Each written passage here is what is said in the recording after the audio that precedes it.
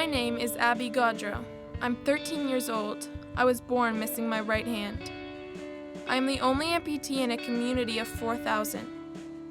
People often stare or whisper. I've had some tough experiences on the basketball court too. I think it was like the coach or someone from the other team that was sitting on the bench, they just started yelling like, take her to the left side because she won't be able to guard you. She only has one hand. She won't be able to guard you with the hand she doesn't have. All the coaches pretty much said that I wouldn't be able to go around them, go for her, like when she has the ball, get the ball for her because that's easy. It's going to be easy to get the ball from her because she only has one hand and she's not as good as you. She's not as good as anyone.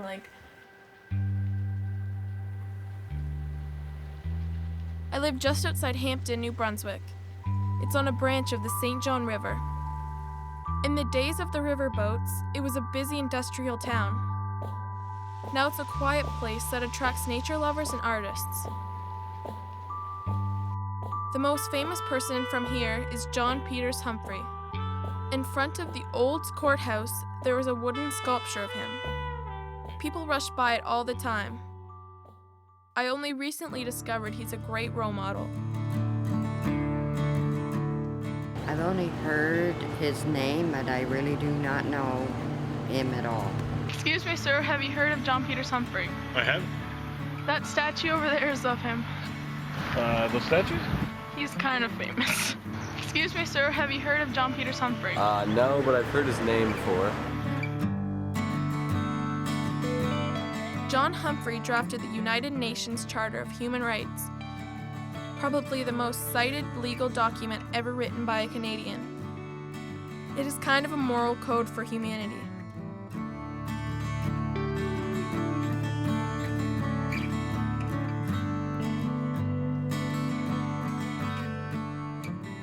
One of the primary principles in the Charter is the human right to security. Humphrey cared deeply about vulnerable people because he was vulnerable himself. He was bullied because he only had one arm. I'm alone, all alone, with no one to share. I'm alone, all alone, does anyone care? I've been bullied. A retired music teacher in my hometown, Ann Scott, composed this song about Humphrey. Ann Scott got me interested in him. She came to my school to give a presentation about bullying. I went up to her when I realized what Humphrey and I had in common. And she didn't say anything, but she rolled up the sleeve of her arm, and then I could hear the shh of Velcro unfastening, and she thrust forward her artificial limb, her prosthesis. Ann Scott spent more than 2 years researching a book for young readers about John Humphrey. It's called The Boy Who Was Bullied. I'm alone, all alone, with no one to share. At home, I read that Humphrey was born more than 100 years ago, in 1905.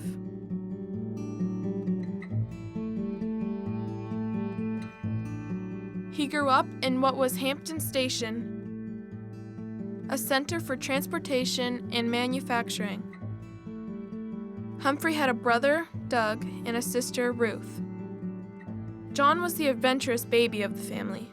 Right from the start, he had a quick mind and a daring spirit. The Humphrey home is still standing on Railway Avenue. Among Humphrey's relatives is Walt Malone, a St. John photographer. He agreed to meet with me. We talked about Humphrey's difficult childhood. His father, Frank Humphrey, worked in the family shoe business. He died of cancer at the age of 33 when John was just a baby. We also talked about how Humphrey lost his arm. When he was 6, he and his friends were in an outhouse, burning the pages of a catalog. His sleeve caught fire and seriously burned his arm. Despite many skin grafts, it had to be amputated. It's interesting to know that we're actually in the house that he grew up in. He spent time here when he was a child, and actually the lane that's right down there, that's the fire that he got injured in was right at the bottom of the hill. When he went back to school, Humphrey began to get picked on. When he fought back, he was strapped by his grandfather. Then his life got even worse. His mother, Nellie, died of cancer just like his father. So by the time he was 11, John Humphrey was an orphan. After his mother died, he was sent to Rossay Collegiate, a private boarding school for boys. He was often teased by his classmates. They compared him to members of a Russian religious group that was looked down on because they refused to go to war. He'd been given a nickname, the one-armed Doukhobor, and Doukhobor was evidently a pithy insult in pre-World War I Canada. And this nickname followed him, and the kids all called him that, and it used to make him angry. He had a bad temper, so he would get into fights, but only having one arm, he didn't, do very well in these fights and inevitably lost them. The school authorities considered him a disciplinary problem because there were so many fights that they exercised corporal punishment with some vigor and some frequency. And he was extremely unhappy. When John Humphrey was a child, Canadians with disabilities were commonly called the defective class. They weren't welcome to immigrate to Canada. In the 1980s, there was a national campaign to improve the status of people with disabilities. But even today, they are still a frequent target of bullying. Like, there is one little boy that was getting teased. He was in kindergarten, started kindergarten, and he was getting teased because he wore his prosthetic, which was a Myo, which opens and closes. And he was getting teased by a group of boys. And he finally, after a few weeks, he couldn't take any more of getting teased, so he took off his arm and started hitting the boys with his arm. And the principal called the parents, and he was suspended for using his hand as a weapon. So how do you sit there and say that it's okay for them to be with him? He got to a point where he could not accept that anymore. So I couldn't imagine having to sit there as a parent trying to figure out what's my next step. Those parents had to fight for him to be allowed to use his arm again. And there's a little girl that I know of who is missing all 4 limbs currently, is being teased and bullied at school, where children are throwing the basketball at her. They want to see how hard they can throw it until she is knocked over. And they tease her and not kick her, but they trip her to make her fall, and they exclude her from different activities. And this little girl is so bright in terms of her personality. She's so excited about life, and they're starting to affect that brightness that she has, that enthusiasm that she has for life. I have to say, my family has lots of enthusiasm. My parents, my 2 brothers, and I always have fun together. They've always treated me as though I'm as capable as they are. I have lots of friends, too. We've been together since kindergarten. But the fact is, 25% of Canadian students my age say they've been bullied. That includes some of my friends in grade 8. I'm in grade 8 now, so there are a couple girls I hang out with, and they have just started to bully me this year, and it's got really, really bad. And girls can be very mean sometimes, even if they don't even know it. And you never know if they're really your friends or not, because one day they're your friends and the other they're not. When I was in middle school, I was bullied pretty severely, and grade 7, a group of girls that I had hung out with my whole life, we were best friends since kindergarten, they all started to just bully me and call me names and leave me out of everything.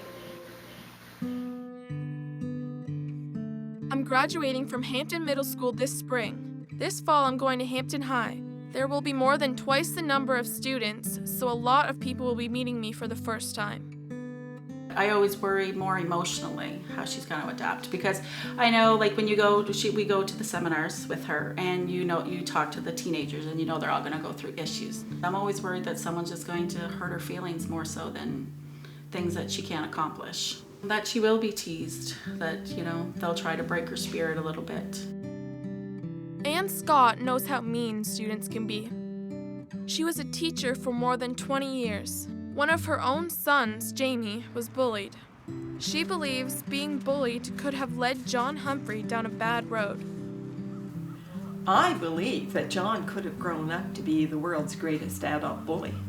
He had experienced lots of bullying himself, and because of how smart he was, he would have been very good at bullying.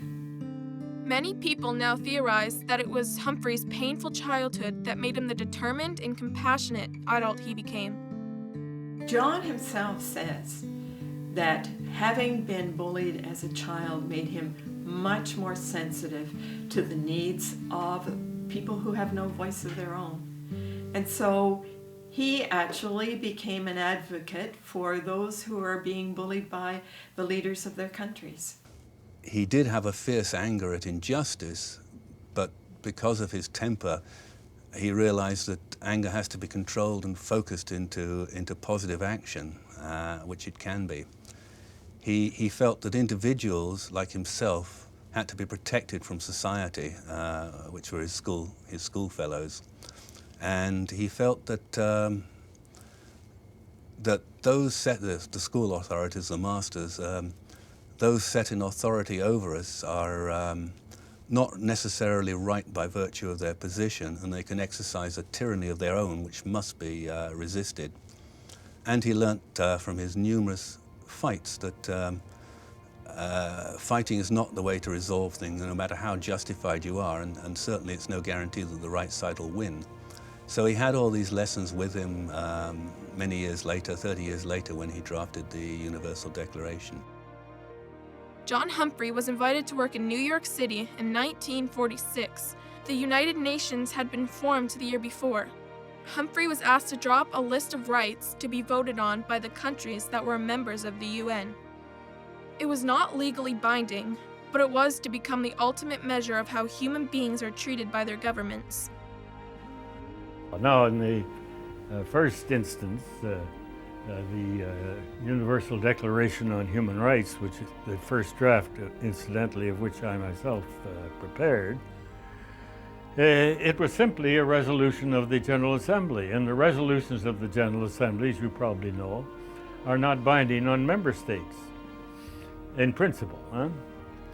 But the resolution, the Universal Declaration has been invoked so many times, both within and outside the United Nations, as if it were law,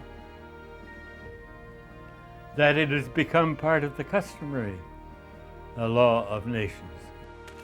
Before he even dreamed of changing the world, John Humphrey had to find a way to escape the nightmare of his life in boarding school in New Brunswick.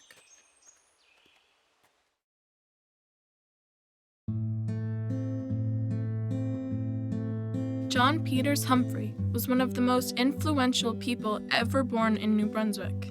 But growing up in a small town in the early part of the 20th century, he was treated like an outsider.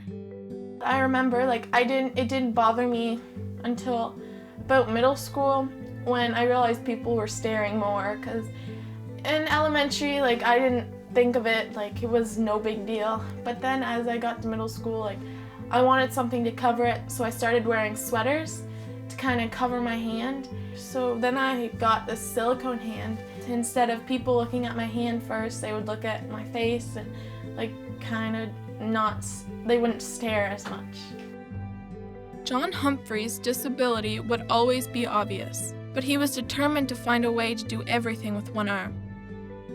Growing up, he taught himself how to swim and how to play tennis. He even taught himself how to tie a bow tie. It's really funny because my kids were young enough still to be impressed by certain things. So I remember his tying his shoelaces for them and showing him that he could actually do it. And doing a bow tie. He, I think, favored bow ties, not because they looked good on him, but because he actually tied the whole bow tie. Humphreys showed special determination by passing the provincial high school exams at the age of 15. It allowed him to leave behind the unhappy experience of boarding school and get into Mount Allison University in Sackville. 2 years later, he moved to Montreal, where his sister Ruth was teaching high school. He continued his studies at McGill University. He earned 3 degrees in business, arts, and law, all by the time he was 24. After a year of studying in Paris, he returned to Montreal, a city he loved. He practiced law for 6 years and began to teach at McGill. While many young Canadians were heading overseas to fight, he earned a PhD. By 1945, he was the Dean of Law at McGill. He had a keen interest in international law. He began to see a parallel between his personal experience as a bullied child and the bullying of nations during World War II. He felt very strongly that society's rights could only be protected if you protected individuals within it. Many issues and the Canadian government's attitude towards them made him angry, and he expressed himself forcefully. You know, he'd get very upset about things that weren't going right in the world. You know, I wouldn't say upset in the sense of, you know, he wouldn't have a tantrum. I don't mean it that way. But, you know, he took it to heart that he really couldn't fix the world. You know, he'd have loved to press a button and fix the world so that everything was at peace, but he couldn't. I understand Humphrey's determination. I was stubborn, even as a baby. I wanted to do everything the other kids did. I think the first time that people thought I wasn't capable of doing something, I still remember when I was in elementary, and all the kids were doing the monkey bars, and I just couldn't get them, but I just couldn't do it. I couldn't get my hand on it, and I tried for 2 years to do it. And in the second year, I finally managed to get it, and then everybody was like, wow, she can do it. A lot of people are fascinated to see how easily I can put my hair in a ponytail.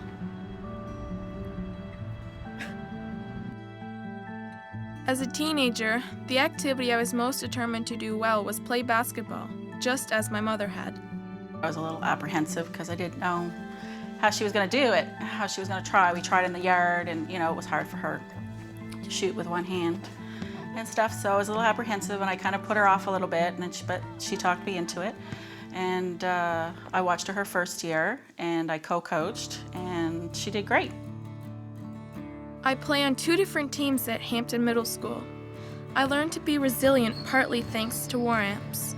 It didn't exist when John Humphrey was a child. It was started in 1918 by World War I veterans who lost limbs on the battlefield. It wasn't until 1975 that it shifted its focus to children.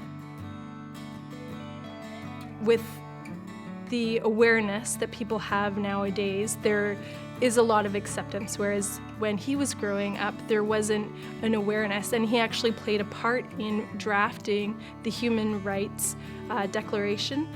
He was able to make it a priority for people to be accepted despite their religious beliefs, their race, their abilities, where they're from, where their family is from, and that is the biggest way that things have changed.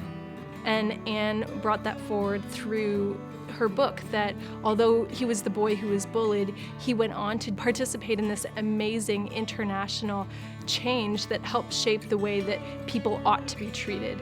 And I know that through the work that we do with the CHAMP program and with children like Abby, by providing them with the right frame of mind to cope with their life, whether it's positive or negative experiences that they're encountering, with the right attitude, they can go on to achieve anything. And we encourage our champs to wear their amputation as a badge of honor, or as a badge of courage, actually, and to stand up and say, I am an amputee, and this is what I can teach you, whether it's about coping and the different things that they've overcome, or with the different interactions that they've had. This spring, Kelly Rankin helped me get ready to give a presentation at my school on behalf of war amps. I was worried I might have another painful experience. I remember I was doing a presentation for the grade 7s, and I had my hands laid out on the table. And I get that it was different because you don't see that every day. But they were like, whoa, look, that's disgusting, and like, that's so gross, look at that. And I don't know, I guess it was the first time that anybody really said anything like really mean about it.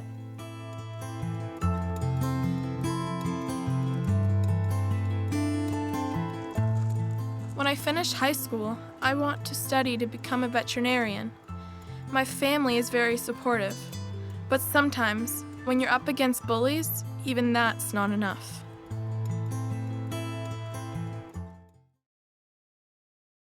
But names will never hurt you. It does too hurt. In the year 2000, music teacher Ann Scott wrote a musical to introduce children to the legacy of John Peters Humphrey. The students at Hampton Elementary School won the New Brunswick Human Rights Award. Everyone, I can be just as good with one arm. It might take a little longer, but I can do it. I know I can. Humphrey's relatives flew from Ottawa to see the children perform. And of course, one of the things that he always wanted was that children learned about human rights so that they would be able to carry the message.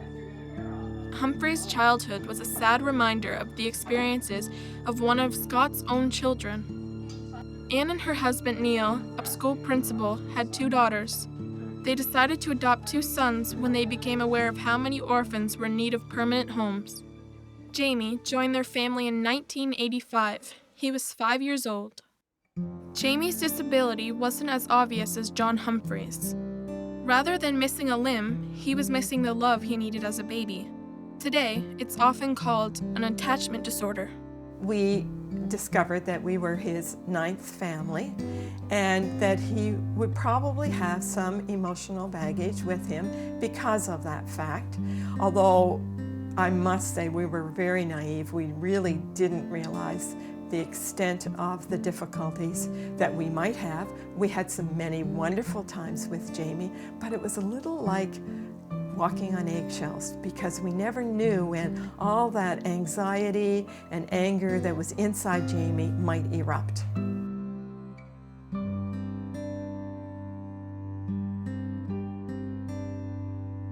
And he had been very badly abused by some of the families that he had been with.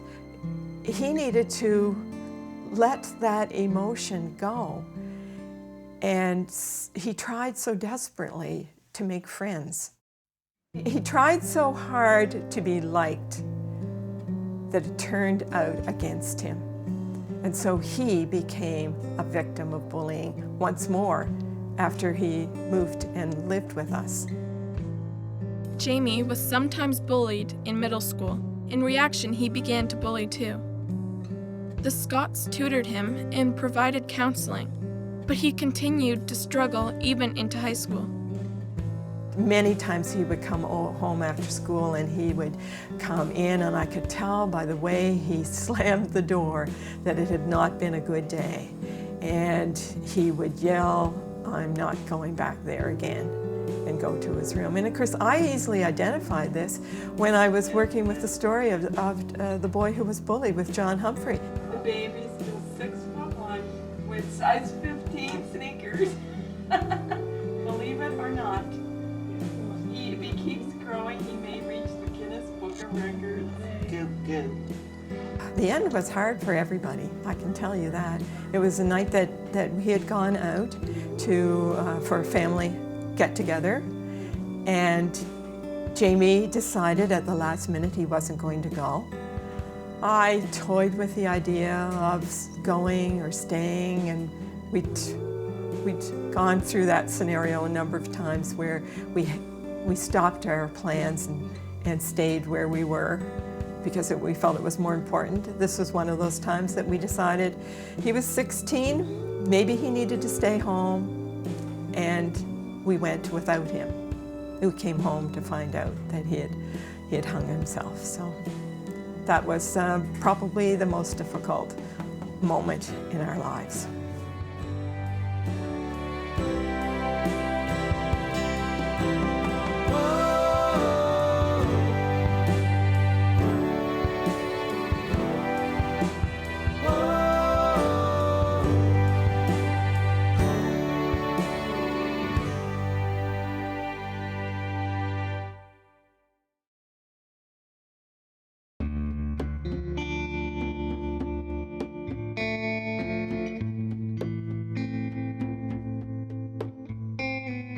And one thing I said too to the family with the announcement in the newspaper, we are not going to say suddenly Jamie Scott died, because I felt that that was important that we acknowledge that right from the very beginning. And maybe that's what gave other people permission to share their stories with us. In 2007, Ann Scott's interest in John Humphrey was reignited. The town of Hampton had put up his statue.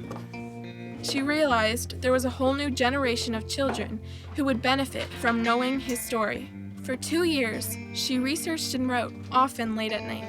And I actually had the privilege of reading John Humphrey's unpublished autobiography, of much of which was during his growing up years. I'm most creative at 4 a.m. And so I can't tell you how many times I slipped out of bed at 4 a.m. and I'd just come down to the computer and off I'd go, and it just seemed to be the right time. But I also know there are a lot of Jamies in the world. And so it wasn't just Jamie. I think it's because I was a teacher and I sensed the vulnerability of many students I taught over the years. So Jamie, yes, was very prominent in my mind and in my spirit, but there were many others as well. And I sensed their feeling of loss and loneliness and exclusion.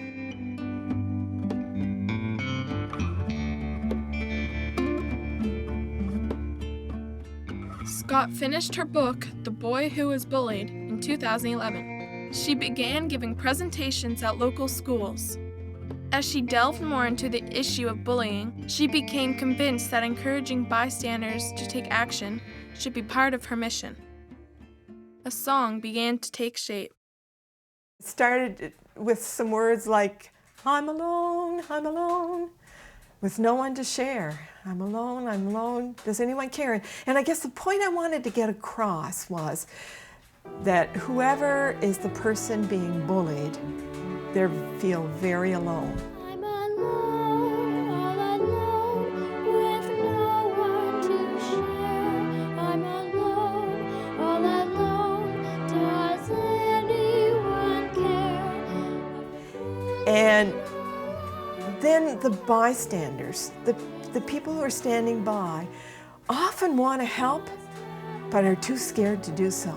Like, how is my helping this person who's being bullied, who's being excluded, how's that going to affect me? And so in the chorus of the song, I have the chorus singing, yes, we'll help tomorrow, not today, but we'll help tomorrow. And I think that's so often the case, that we want to help, but we just can't get enough nerve up to speak out. But the next time this happens, we'll do something. And we can justify our not speaking out by saying, next time we'll do that. I'm alone, all alone, does anyone care? I guess I look different, but if only When Scott isn't teaching about bullying, she enjoys being out on the Kennebecasis River behind her home. This is where she thinks about her boy who was bullied. Jamie's been gone for more than 15 years. Jamie loved to go canoeing. It was one of his favorite activities. As soon as he got home from school, he'd be out in that canoe and he'd be paddling. And he learned to paddle from my husband, Neil. I would say that comforts me in that I know that although Jamie had a lot of built-up anxiety and anger and frustration, that when he was on that water, he had calmness, serenity, and he loved it. So he did have some very wonderful experiences, even despite the turmoil.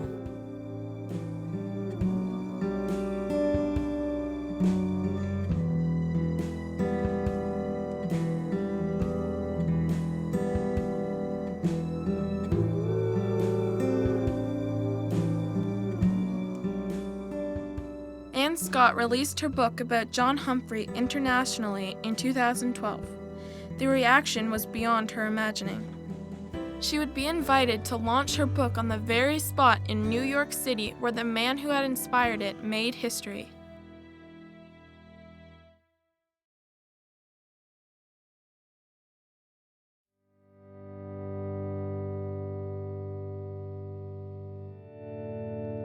At the end of World War II, representatives of more than 50 countries came together with a common goal: to prevent a third world war.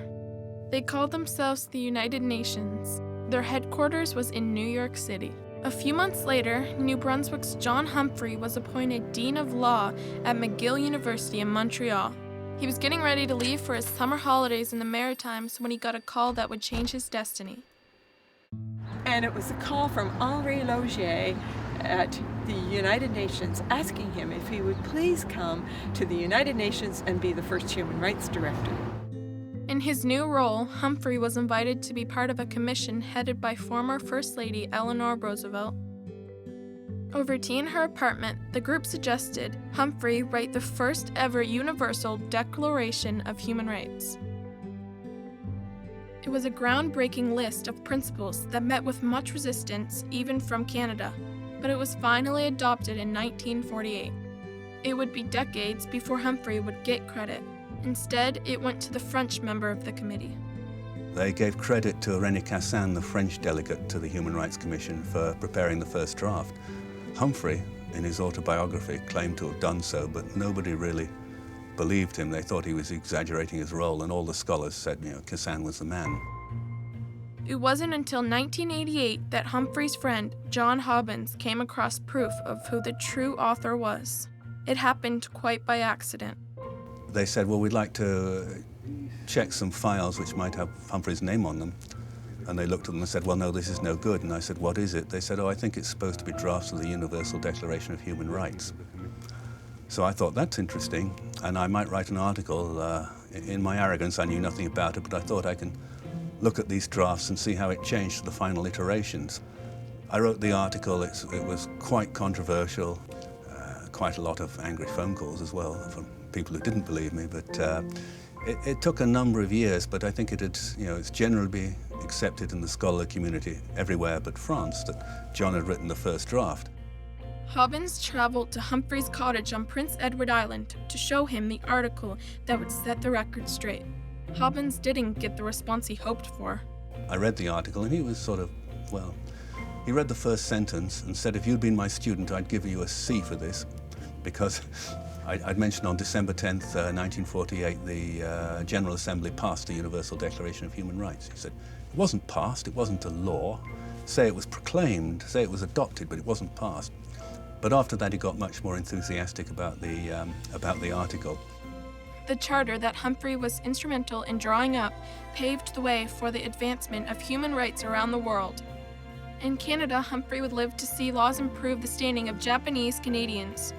Doukhobors would be granted the right to vote in 1955. He even had an impact in the province where he was born. Before the Second World War, individuals had no status in international law. So about all you could do was to discuss these matters in the United Nations and so on, and educate public opinion. And most countries are very sensitive about public opinion. I'll give you the example of the well-known Canadian case, Sandra Lovelace. You're probably familiar with it. Here was this Indian woman who lived in a reserve north of Fredericton, New Brunswick, and she married a non-Indian, a white. And under the Indian Act, she lost all her rights of membership in her tribe. And she finally took her case before the United Nations, and she won her case. Now what happened? Canadian Parliament immediately amended the Indian Act. Humphrey's contribution was eventually recognized by Canada Post, and in the Heritage Minutes that ran in movie theaters and on Canadian television starting in the 1990s. No. Mr. Humphrey, this Universal Declaration of Human Rights that you are trying to impose? Mrs. Roosevelt and I only drafted the declaration. It will be up to you and your fellow delegates to adopt or reject. But what you are proposing is that individual human rights should override a nation's legislation. Well, that the state would no longer be above the law. C'est absurde. It would compromise the very sovereignty of the Republic. Yes, I believe it will. Even after he retired from the UN, Humphrey continued to advocate for the disadvantaged. He was a member of the Canadian Royal Commission on the Status of Women. He advocated for the rights of women around the world. He was instrumental in the formation of the Canadian chapter of Amnesty International, and his efforts would help in the struggle for the rights of people with disabilities. In conclusion, I thank the court for allowing me to speak. I would like to reiterate that I believe my country's employment legislation discriminates against me because of my disability, and this violates the United Nations Universal Declaration of Human Rights. Mr. President, our country's legislation was arrived at democratically. It is an expression Say, isn't that the Canadian who actually wrote the Declaration of Human Rights? Humphrey had success in his personal life, too. Despite his loneliness as a child growing up in Hampton, he had two great loves. He was married for 50 years to his first wife, Abigail Godreau, from Quebec. A year after his first wife was buried in Hampton, John Humphrey married a retired doctor from Montreal. He met her with some help from her daughter, who cleverly intercepted an invitation to a cocktail party. And I said, yes, she will be there. And it was the first social thing that she had gone to since Dad died. Well, Mom met John there. A week later, I got a phone call at home. Doe, can you come down for the weekend? I'd like you to meet someone. So she came down the next weekend. The third weekend, they were married. John Humphrey married again at the age of 76.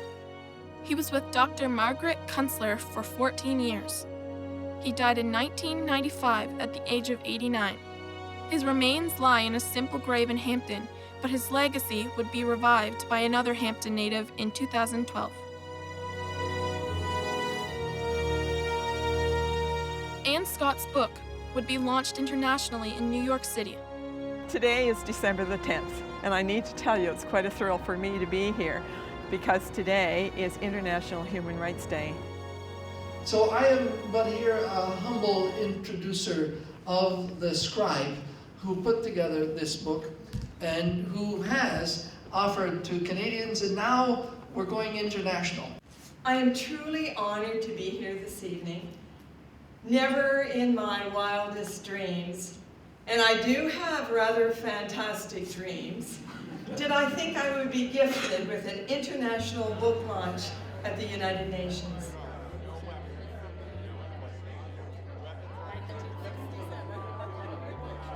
In the book, there is a very significant passage where he all of a sudden realized that he was never going to get out of this sort of continuously in trouble and continuously fighting uphill and continuously with a chip on his shoulder if he continued to fight back. And he decided, no, there's got to be another way than that. And that's when he shifted gears. And when he started to assist and talk and discuss and educate himself and acquire skills that to find peaceful solutions versus reverting to conflict because of the frictions that exist between people. In March, I gave a speech of my own. It may not have been to an international audience, but I was nervous. Over the years, I've had multiple hands. I now only use one, but the first one I had was this one when I was 6 months. I actually never used it. Do you ever wish you had an arm? I've thought about what it would be like to have two hands, but I think just having only one hand is just made me stronger and made me realize that being an amputee is what's made me me, so I wouldn't change it. I plan to keep giving presentations to help teach other students about respecting people who are different. My brothers have taught me I can be a role model. Abby's my big sister, and she can do everything that I can do, and she's really strong, and that I'm proud of that. Do you want to be like your sister when you get older? I am. What do you mean? How are you and Abby alike? Because we both do slam dunks. I'm not sure if high school will be a slam dunk, but I have many people on my side as I grow up, including anti-bullying educators like Ann Scott. I want people to feel free to be an upstander, and I want children to feel free to go and find those people who are being bullied. Children, and of course adults as well, can be bullied, and let them know that you care about them and you'd like to spend some time with them. When I read the parts about him being bullied by the boys and things when he was little, and I thought, thank God that wasn't Abby. Thank God we didn't have to go through those things. Oh, I just worry more now that she's heading into high school a little bit, because she's been a little sheltered maybe. And I don't like bullies, and I will never like bullies. And as a teacher, I hated them. And as a counselor, I hated them even more. So, the book will certainly show something to these children, grandchildren of ours, and that's where we're going. So, but when you say, would he be happy? Yes, he would be happy with knowing that. I can't help but be inspired by what Humphrey accomplished. He and I are from the same small place, Hampton, New Brunswick. But by the time I was born in the year 1999, he had changed the world's outlook on human rights. It is no longer just the concern of religious leaders or a matter of individual conscience. John Peters Humphrey made it the business of nations to ensure the rights of individuals like me. He was a little boy without 2 fists or enough friends and family, who drew on his pain to help protect the world. Just imagine what I can do. She is who she is, and I wouldn't change her for anything. I'm going to just stand back and watch her grow up, and it's going to be a great ride. I can't wait to see what she accomplishes in her life. I think it's going to be great.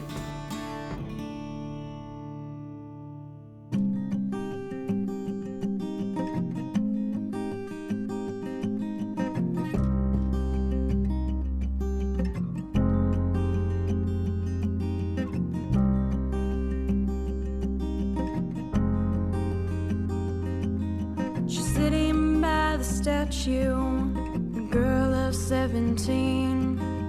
Words of running water, what do they really mean? Freedom for the people, equal in the eyes of society, free to live their lives.